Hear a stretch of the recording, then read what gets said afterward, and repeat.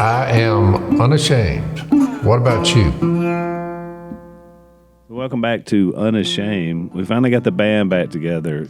Zach is in the house. Zach, welcome back to the Unashamed podcast. It's good to be back. It felt like you've been gone for like longer than a week, but it was only a week. That's how much we missed you. I went on vacation. Yeah, how was that? And I refrained, Zach. Unlike you, I refrained from calling you or bothering you because I knew you were on vacation having a big time. And so... I did the same thing, but guess what? Don't tell me he called you. Oh, yeah, he called me on his vacation. I was like, I wasn't going to bother He didn't call me, so I thought, well, finally the man's taking some time off. I did. I thought you were on vacation. I did make a few calls, but not many. No. I went down to... it's called 30A. Yeah, which is about 2 hours past the southern layer where I'm at in Gulf Shores. Yeah. The city, there's a city called 30A. It's kind of an area, I think, would be a better way to put it. Is it's this just on the other side of Destin? The only time I've heard of something like this, what is the area in New Mexico? 51, Area 51. Yeah, it's like that though, isn't it? It's kind of like it's the instead of aliens, it's a money acronym pit. that you had. You did an acronym. It was like don't ever do or what was it? DED. No, I didn't come up with that. That was Phil. That is my dad. What's our segment? What would Phil say? What would Phil say? Dasher? Don't ever do Hey, it. Dasher? Let me give you a DED. Well, 30A is a DED for me. I'll never do it again. I mean, we're talking about these guys got together. I mean, I probably shouldn't even say this. Somebody's going to get mad, but I mean, they got together and they said, how can we get people down here and we want to suck all their money out of them before this really does sound like that. We're going to have this thing set up where if you want to make a move, you got to pay for it. I mean, I don't care what it is. And it's lines. It's an endless it was, I'm telling y'all, my daughter picked it out. She said, let's go to 30A. The beaches are beautiful. Yeah. The water's prettier. Yeah. I've always heard that. Do it. And you have tight tendencies when it comes to money. This is beyond that, Jase. This is beyond that. I'm telling you, this is like I've never seen anything like it. I mean, you say, well, you want an umbrella on the beach? Well, you got to pay for it. You got to pay to have an umbrella on the beach. They're umbrellas and they're chairs, and so they don't give you the option of taking your own. Well, you can, but you got to go down to like a small section that they've got roped off, or and it's like walk of shame, and it's just so many people. It was $170. Jill spent $170 on an umbrella to rent for the day. So Zach's on vacation this whole time. Sounds like his mind is just reeling from this just cash flow. But that's what people do. I mean, it's the same reason you can't bring a beverage into a stadium or whatever. Because then you have to pay $17 for a bottle of water. You go into a water park or something, they're like, oh, no, you can't bring your own stuff. No. You're going to pay 8 times. It felt like Disney. It felt like Disney World. It was like Disney World. It was that packed. It was wall-to-wall traffic, wall-to-wall people. I did the math on it, too, because I was going through all the math on like the square footage. What am I spending per week on the condo? And then I got on there and I looked, the closer you get to the beach, we're like 4 blocks off the beach and we're still spending a fortune. You get on the beach, I mean, it's astronomical. Well, then you say, well, what's the most profitable spot in the whole apparatus? Because by the way, wherever you're staying, they own the ice cream parlor down the street. They own, if you want ice cream, they own the bikes. They own the Italian restaurant, the Mexican restaurant. They own everything. They own the pool. You got to pay. Who is they? I mean, that's the question. Zach's wondering the same thing. Is that a bad question? Who is they? Well, the most expensive. Here's the most expensive place though. The profit margin. It is the umbrellas. I did the math on it. I mean, it doesn't take up it's literally 2 chairs and an umbrella, $170 a day. And from the where the and what are you going to do? Burn up? Well, you got to pay for it. You got to have it. So Zach, I'm so sorry to laugh, but I feel like I'm listening to Job, and I'm Bildad and Zophar, the friends of Job, and because they rejoiced at his calamity. Yeah. And I feel like that way with Zach, because it didn't sound like it was much of a vacation. Well, he had to get past it, and he probably didn't, which means Jill's probably mad at him because he had a bad attitude. Which means we need to have her on the podcast soon. Yeah. Well, I did say this. I enjoy being with my family. I kept caveating with that. That was my caveat, because if you that throw is out a important. complaint, but I enjoy being with you guys. This is fun. This is awesome. But I don't like this part.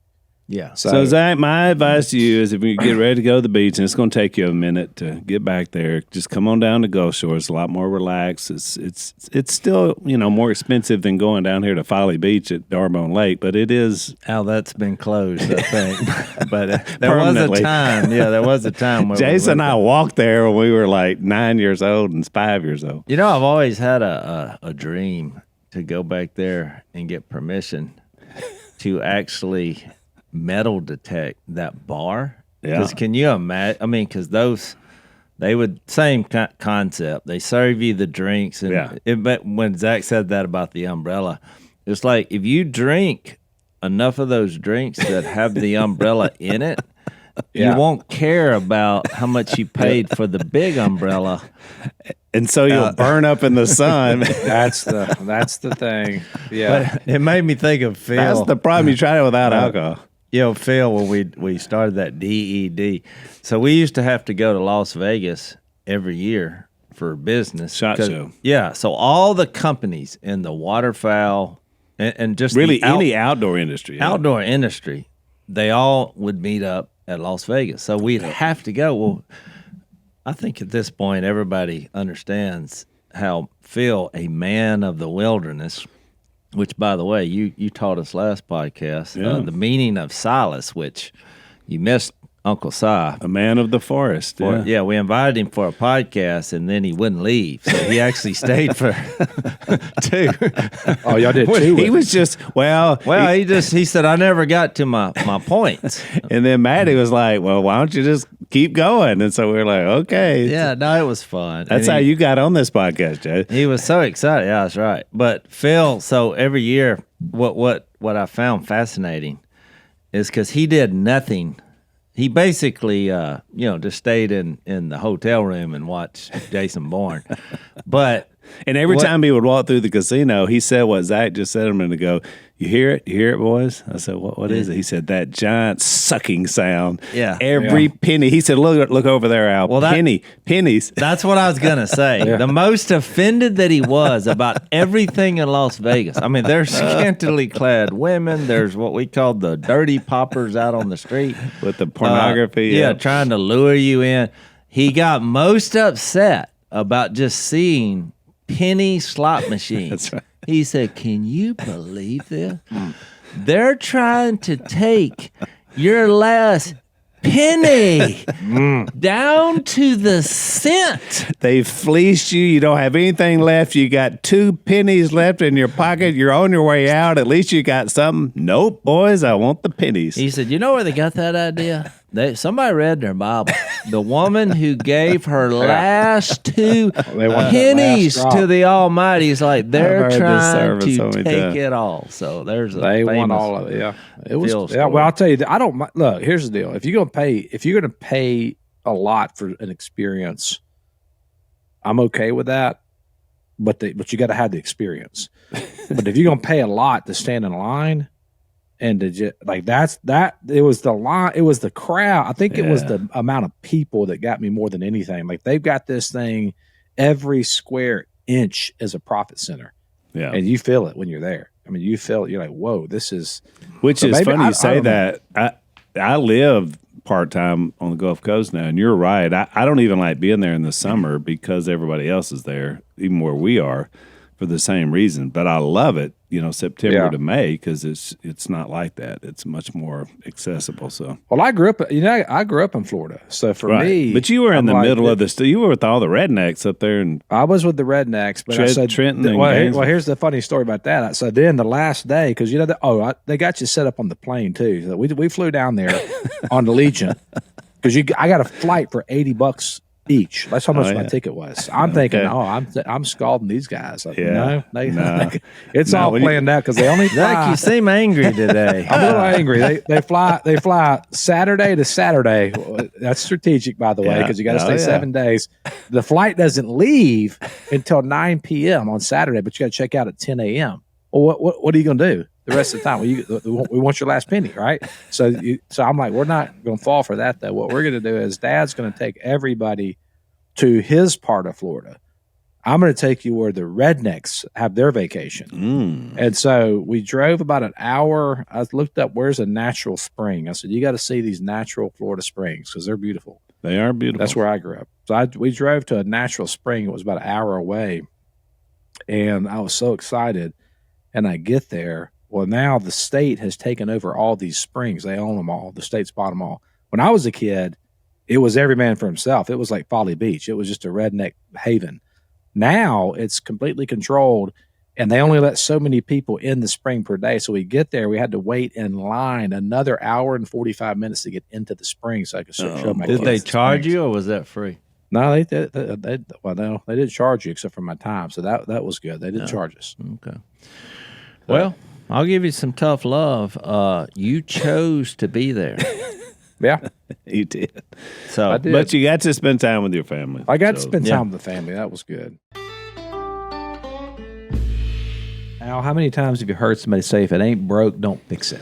I hear it all the time, Zach. It's great advice, guys listening out there, for most things, but not so much for your cell phone. Over time, your battery life can fade. The processor just can't keep up. Maybe it's fallen into the toilet one too many times. Well, fortunately, thanks to my cell phone company, Pure Talk, your cell phone is something that you can replace without feeling guilty. When you switch to Pure Talk this month, they're going to give you a Samsung Galaxy A36 for free with a $35 qualifying plan. Just $35 a month. You get your talk, your text, and plenty of data, and a free Samsung phone with a scratch-resistant Gorilla Glass and a battery that lasts all day long. And it's all on America's most dependable 5G network. That's what I love about it. I'm a Pure Talk customer. People ask me all the time, friends of mine ask me, do you really like Pure Talk? Yes, it works. I'm telling you, it's the same coverage as the big guys, half the cost. The coverage is second to none. And plus, when you're supporting Pure Talk, you win by cutting your cell phone bill in half. And then they win by hiring more Americans and helping more veterans out. I love these guys because they do just that. Pure Talk has donated $50,000 to provide scholarships to support veteran learning trades after these guys get out of active duty, and they're helping to eliminate veteran debt and to end veteran suicide. So make the switch in as little as 10 minutes. Go to puretalk.com/unashamed to get your free phone today. Again, that's puretalk.com/unashamed to switch to my wireless company, America's wireless company, Pure Talk. All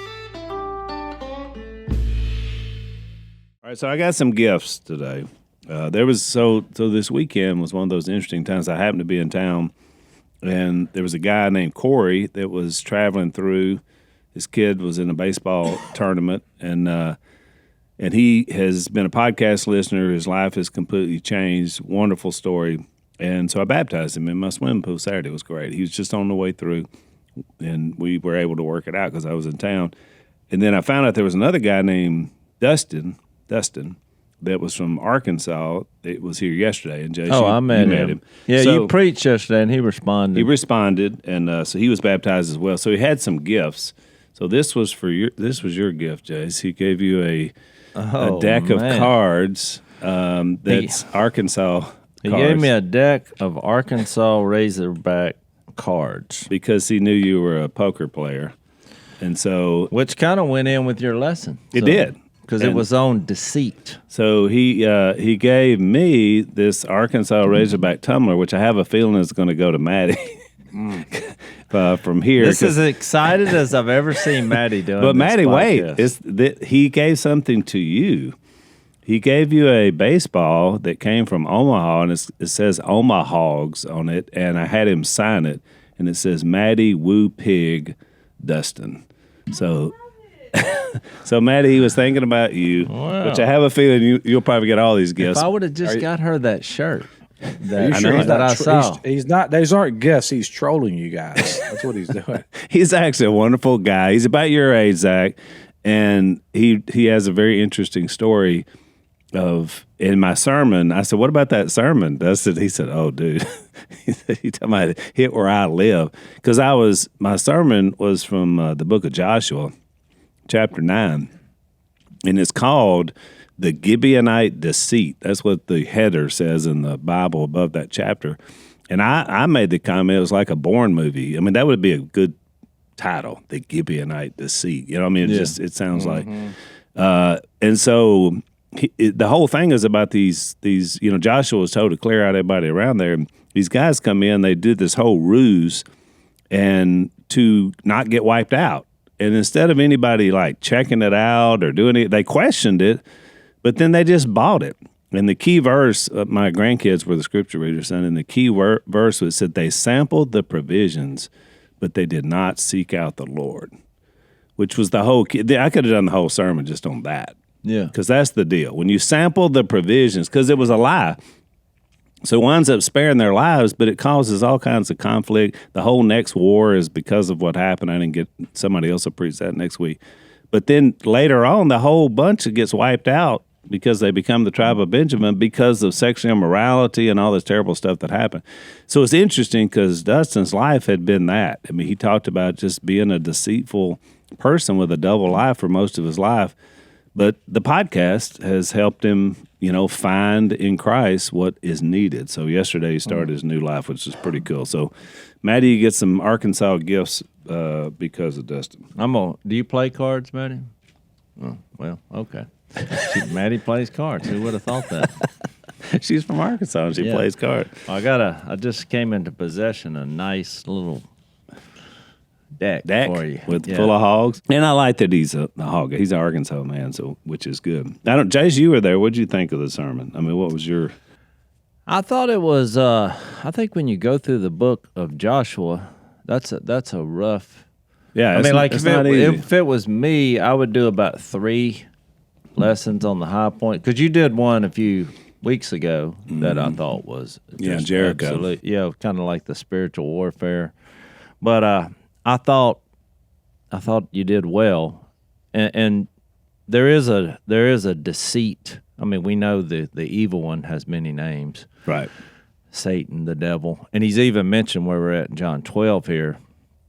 But it's done in a way that you realize no matter what happens or how you view the evil one, Jesus is Lord of Lords and King of Kings. Yeah. And the evil one, despite his practices on the earth, is a servant of the same king. I mean, Jesus is the ultimate warrior, defeater of enemies. And which is how I kind of cast it at the end because anything that I do in the Old Testament, I believe all of it is just a big neon sign that is pointing to Jesus.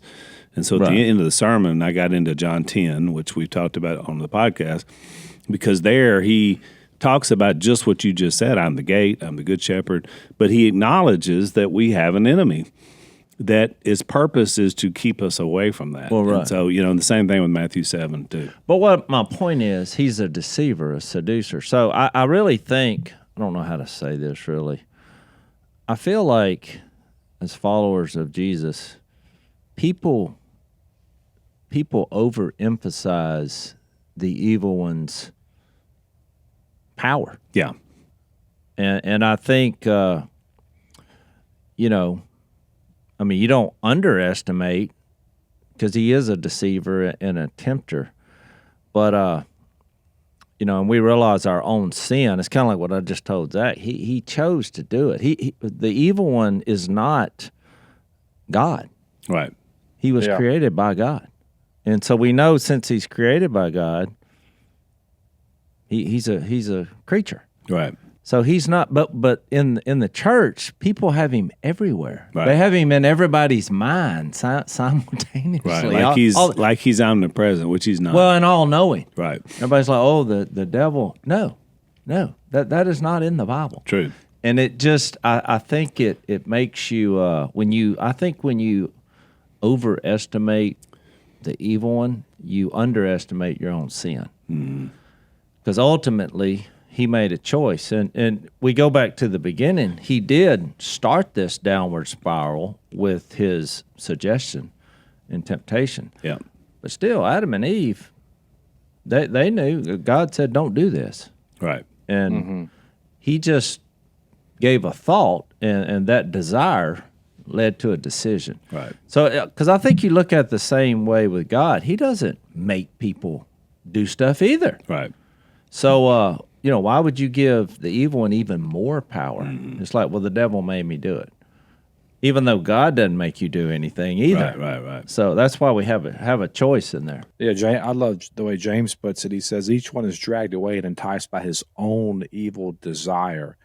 So I think that, to your point, we give the devil credit when a lot of times, it's our own evil desires that drag us away and entice us. And then that's the birth of sin, comes out of your own evil heart. And so I think that when you think about the enemy out there, if let's use Exodus language, who's our Egypt, who's our Pharaoh, it is Satan. He's one of them. And then it is other people who have hurt us. And then the third one, and the one that we don't want to mention, is us.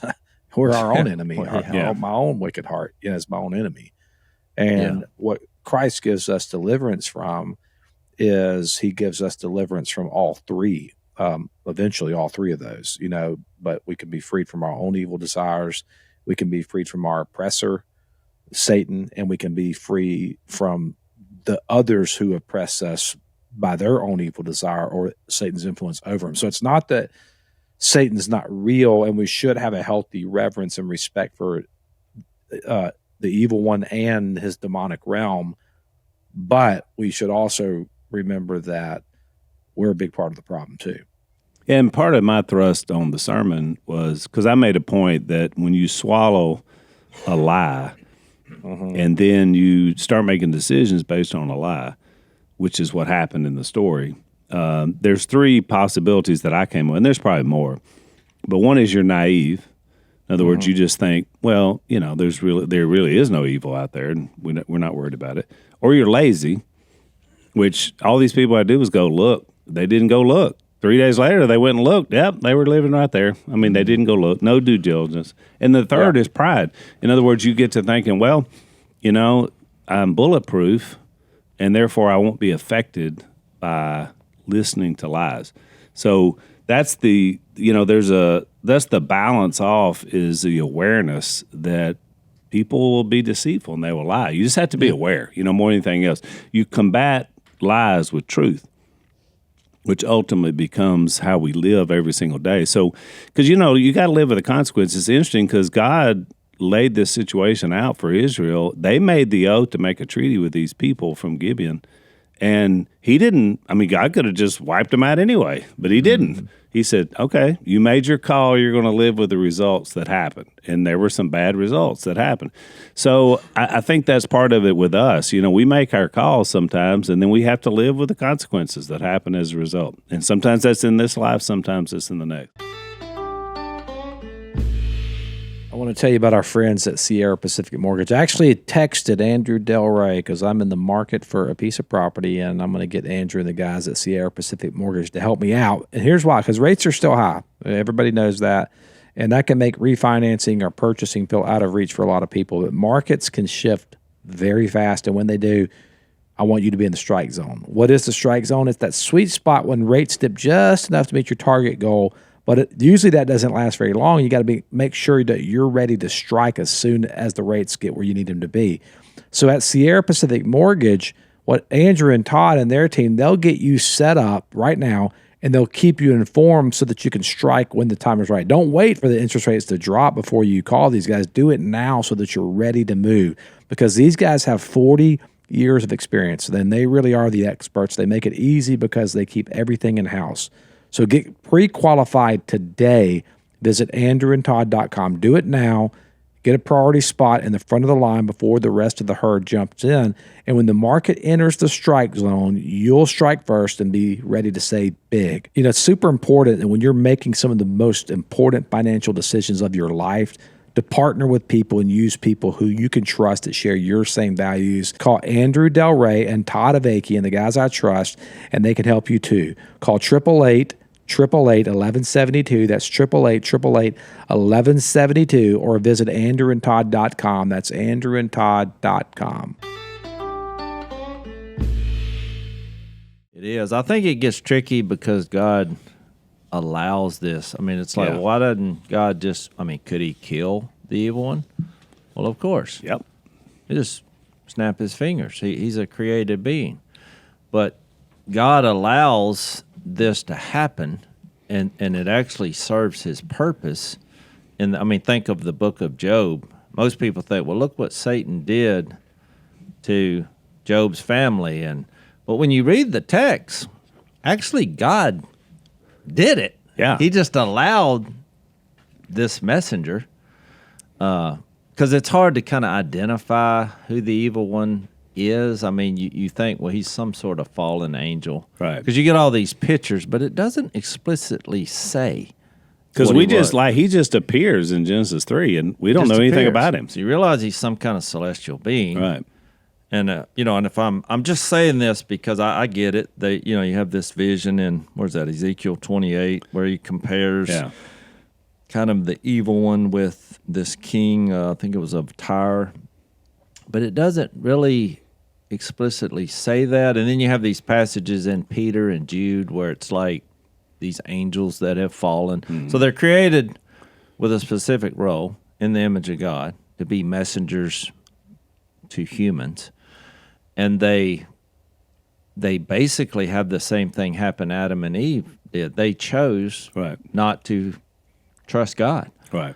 And so they become tempters. They're giving you messages, but then God uses that because they're not God. Right. He uses that for his purpose. Just think about the evil one having a hand in wanting to crucify Jesus. Right. And you have that passage in Corinthians, that says that none of the rulers or the powers understood it. For if they had, they wouldn't have crucified because it was Jesus. Their ultimate demise. Which shows you the evil one's not all-knowing. Exactly. Even in the book of Job, he's like, remember the whole conversation started? It's like, well, the only reason that he's following you is you put a hedge around him. Yeah, he's living his best life. Of course he's going to follow you. Take it away and he'll curse you. Well, guess what? The evil one was wrong. Yeah. He was not proven right, Exactly. which is my point. He's not, don't put him on the God-like. Which is interesting you said that, Jase, because at the end of my lesson, I was out of time, and so I didn't take the time to read this. But this was actually the last text I had, because I was making the point that sometimes, and I was using some personal stuff that I'd gone through last week as my own guide point, that sometimes you get into something, you're not sure why you're doing it, and then you realize God has you there for some specific purpose. And I was going to relate that to Job. You just did it. But listen to Job's last word. This is the last chapter of Job. Here's what Job came to the conclusion of this whole episode in the book of Job. He said, here's what Job said to God. I know that you can do all things. No purpose of yours can be thwarted. Which this is the way we should look at life. You asked, who is this that obscures my plans without knowledge? But he had asked Job that. Surely, he says, I spoke of things I did not understand, things too wonderful for me to know. You said, listen now and I will speak. I will question you and you shall answer me. And here's Job's answer. This is probably the way we should all live. My eyes had heard of you, but now my eyes have seen you. Therefore, I despise myself and repent in dust and ashes. At the end of the day, he's like, you're God, I'm not, and I trust you ultimately to do that. And so I ask the question and the thing, sometimes we say, God, why can't I get out of this, whatever it is? And maybe a better question is, God, why do you have me in this? Well, what do I need to do to either be a blessing to someone else, to show deliverance, whatever the question is, you're in charge of this moment, this situation. And I used it as the last week I got called to jury duty, didn't want to go because, it's open-ended. Who wants an open-ended situation that I may be there for weeks? I don't expect that, but it may happen. I got podcasts to do, I got life to live. And yet at the same time, when I went in there was this sister there that I hadn't seen in years, and she really means a lot to me and Lisa. I hadn't talked to her in several years, and we caught up, and then we were walking out of the courtroom, and she says, the last time I was in a courtroom? I said, no, when? She said, when I went through my divorce. Do you remember that? And I said, oh, I remember your divorce. And she said, do you remember you were here with me? And I didn't. I mean, unfortunately, I've been in a lot of courtrooms through the years of ministry, just supporting people, and I was there for her. Well, all these years later, she said that, and I thought, it just hit me, this whole text I was been working on all week. I was like, God had me here for that. I mean, I was here to encourage this, and she encouraged me. Plus, all these people recognized me and were telling me how great, they love Dad and all this stuff, and I was like, all right, God, I get it. I didn't want to be here, but you said this is where I want you. So yeah. Well, and the state of Louisiana said, and I had a summons. Yeah, exactly. Of course, all these people are like, "Well, just tell them you didn't get it." And I said, "Well, that's but a I lie. did get it." Yeah, well, that's deceiving. I can't do that.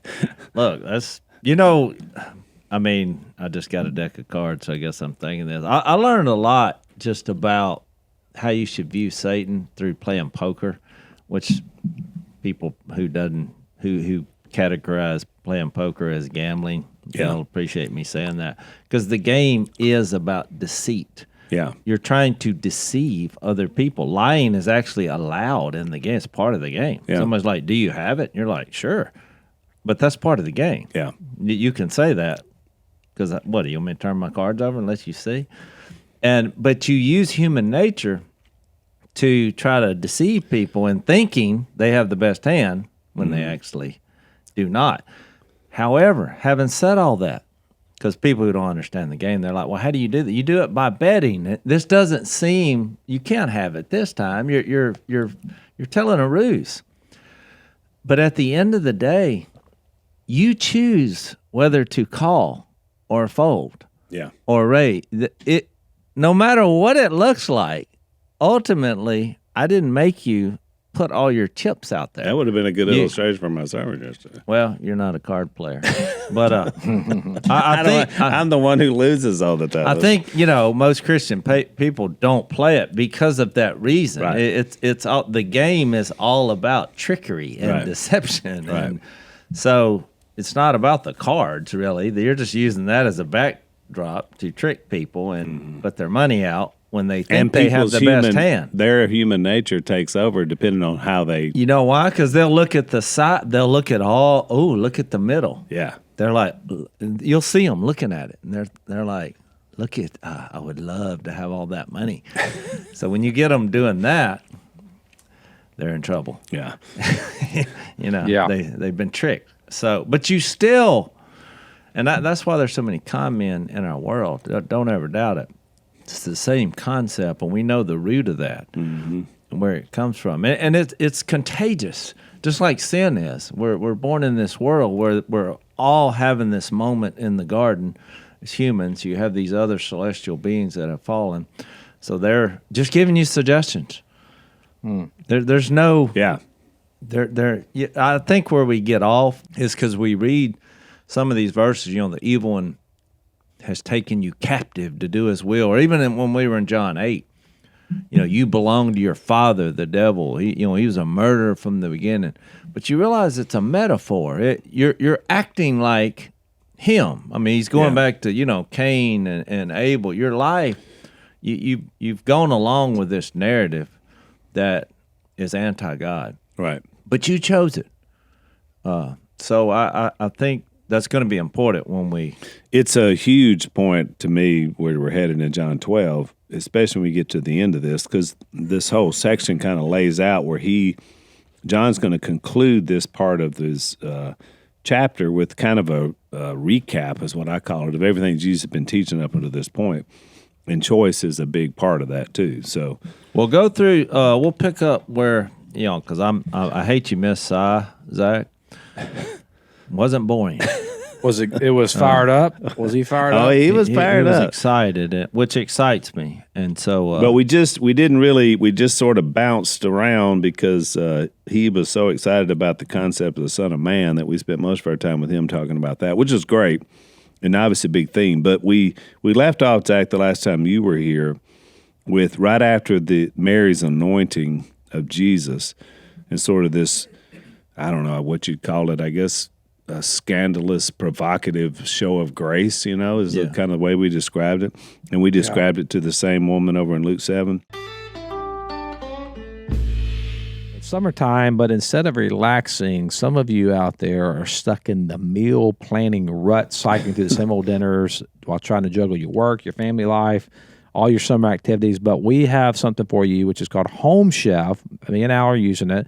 They can break the monotony and free up your time with fresh and easy to follow meal kits. There's a particular one, a stuffed pepper dish that I really like. It's delicious, and the good thing is, 30 minutes, I'm eating. Home Chef, this is what they do. They deliver fresh ingredients and chef-designed recipes conveniently straight to your doorstep to simplify your cooking experience. And users of leading meal kits have rated Home Chef #1 in quality, convenience, value, taste, and recipe ease. Home Chef has everything you and your family need for a hassle-free, delicious dinner. Home Chef has over 30 options a week and serves a variety of dietary needs. Plus, it's economical.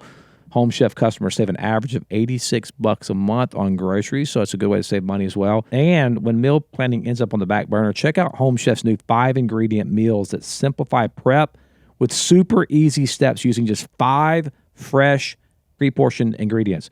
So for a limited time, Home Chef is offering our listeners 50% off and free shipping for your first box, plus free dessert for life. Go to homechef.com/unashamed. That's homechef.com/unashamed for 50% off your first box and free dessert for life. Homechef.com/unashamed. Must be an active subscriber to receive free dessert.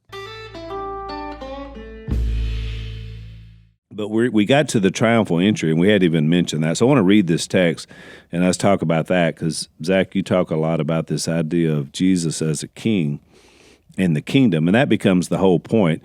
And so let's pick it up in John 12:12.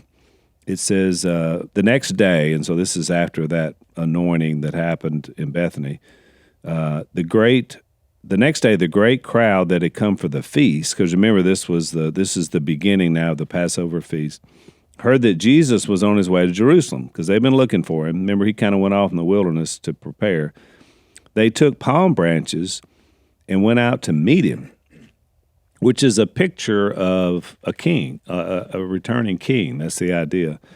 And they said, Hosanna, and that's a direct quote from Psalm 118. No, is that one? Yeah, Psalm 118. Blessed is he who comes in the name of the Lord, Psalm 118. Blessed is the King of Israel. So they're saying it directly. He's a king. Jesus found a young donkey and sat upon it, as it is written. So this was to fulfill prophecy as well from Zechariah 9. Do not be afraid, O daughter of Zion. See, your king is coming, seated on a donkey's colt. And a lot of scholars have said this is kind of more the idea of a king that comes in peace. So, whatever you want to make of that. Verse 16, at first his disciples did not understand all this.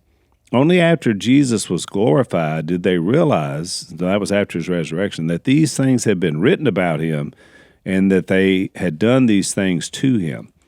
Now the crowd that was with him when he called Lazarus from the tomb and raised him from the dead continued to spread the word. Many people, because they had heard that he had given this miraculous sign, talking about this death and raising him, and now, of course, he's the king coming in, went out to meet him. So the Pharisees said to one another, see, this is getting us nowhere. Look how the whole world has gone after him, which is an interesting statement because it's just the people in Jerusalem at the feast, but they sort of see it as a bigger situation, which, of course, it really is. Well, I wanted to say something about the Psalm 118 because you remember a few podcasts ago we did this thing on love from John 11. Yeah. Which, he used the same agape Greek word for love in that he said he loved Lazarus, Mary, and Martha. And I did that kind of, we read, I think it was Psalm 136, where he's like every sentence is, his love endures forever. Right. But even then the Psalm 118, because I know a lot of people say, well, you just picked out a psalm, which are songs. That's why you see these repeated lines. But I wanted to say, look, even in Psalm 118, when you start reading it, it says, give thanks to the Lord, for he is good. His love endures forever. Well, we're back on it here. Yeah, same thought. Is this just a random occurrence? Let all Israel say, his love endures forever. But didn't he just say that? Let the house of Aaron say, his love endures forever. Verse 4, let those who fear the Lord say, his love endures forever. I mean, it's almost, you're getting the point where this is the overarching motivation for this whole narrative of bringing life to humanity. And I mean, when I say bringing life, not only on this earth with a fulfilling life, you don't think John 10, life to the full, but an eternal life, which is going to be the last thing he says in John 12 here. Which, and I mentioned this on a previous podcast, Jase, but to your point, the only other time we see where Jesus openly wept, other than at the tomb of Lazarus, was when he was in this scene when he's coming into Jerusalem. I think he weeps for the I think destruction. It's Luke that Luke mentions 17? it. Yeah, Luke 19, I think. Luke 19, which says he wept over the city. To your point, why would he be weeping in this moment of coming in? And of course, we know the reason is because he knows what's going to happen in this place. You know. Well, you got to go back to like Mark's account of the triumphal entry. As soon as Jesus goes into the city, where does he go? He goes to the temple. Yeah. And he turns over the tables in the temple. He gets really angry with what they've made of his father's house. And he says that you've turned my father's house into a den of robbers, when this was actually meant to be a place for the nations to come and worship the one true God. Which there you get that picture, right, of that eschatology that we talk about of all the nations coming up. So it is interesting that as king, when Jesus enters into Jerusalem, the place that he goes is to where the king should live, which is in the palace, which is kind of the temple motif, right? And then he leaves the temple and comes back to the temple, and he has an interaction there, and the disciples are like, they're on they're on the Mount of Olives, and they're like, look at this great structure. And that's when Jesus gives that prophecy that all of this whole structure is coming to an end. And he says, not one stone will be left, unturned, or I forgot how he says it exactly, but in other words, this whole temple structure is going to collapse. And so he gives the prophecy of the destruction of the temple. And then he says something very profound in Mark 13, that this generation will not cease to pass before these things happen. So in other words, this is going to happen within the next 40 years. And then roughly about 40 years later was AD 70, and that's when the temple was destroyed. So I think that he's seeing all of this, and Christ is coming in as a fulfillment of a lot of Old Testament prophecy. And we say this a lot, but I think this is so interesting. In John, in verse 16, it says that at first his disciples did not understand all of this. All of what? They didn't understand, like, what's going on here? What's up with the palm branches? Why are they shouting, Hosanna? Blessed is he who comes in the name of the Lord. Blessed is the King of Israel. Do not be afraid, daughter of Zion. See, your king is coming, seated on a donkey's colt. Like, they didn't understand that Jesus in that moment was actually fulfilling a messianic prophecy, because the very next verse says, only after Jesus was glorified did they realize that these things have been written about him, and that these things have been done to him. So think about, like, what this means is that they did not really understand what the heck was going on. They did not understand that all of that Old Testament scripture that they knew backwards and forwards, they knew it very well. They did not know it in this moment that it was all pointing to Jesus. They found out which later, is exactly why he said that. I want to read this. I know Jase has a verse. And Luke, here's the verse. You mentioned Mark. Here's what the way Luke put it. Luke 19:41. As he approached Jerusalem and saw the city, he wept over it. And he said, if you had only known on this day what would bring you peace, but now it is hidden from your eyes. The days will come upon you when your enemies will build an embankment against you and encircle you and hem you in on every side. There's that siege that's going to happen in 80-70. They will dash you to the ground, you and the children within your walls. They will not leave one stone on another because you did not recognize the time of God's coming to you. That's why I brought this up about Psalm 118. Y'all quickly went to where I was going, because you think, well, why didn't they understand? Because if you read Zechariah, you think, what was his point here? And if I go back and just read you the gist of it, this is Zechariah 9:9. Rejoice greatly, O daughter of Zion. Shout, daughter of Jerusalem. See, your king comes to you, righteous and having salvation, gentle and riding on a donkey, a colt, the foal of a donkey, which I think they thought, oh, he's going to deceive them. He's going to come in acting like he's meek. Yeah. Because he's going to be on a donkey. But watch what happens. I will take away the chariots and the war horses from Jerusalem, and the battle bow will be broken. He will proclaim peace to all the nations. His rule will extend from sea to sea and from the great river to the ends of the earth. As for you, because of the blood of my covenant with you, I will free your prisoners from the waterless pit. So what's the idea they're getting?